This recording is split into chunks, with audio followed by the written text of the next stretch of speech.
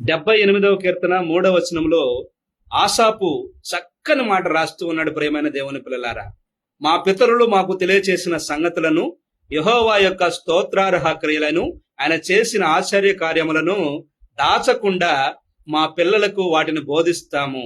అలాగ బోధించిన ఎడల వారు రాబో తరము వారికి కూడా దేవుని వాక్యమును కట్టడలను బోధిస్తారు అని ఎంత గొప్ప మాట ఆసాపు రాస్తా ఉన్నాడు. ప్రియమైన దేవుని పిల్లలారా, చూడండి, ఈరోజు తల్లిదండ్రులైన వారు పిల్లలకు ఏం బోధిస్తున్నారు?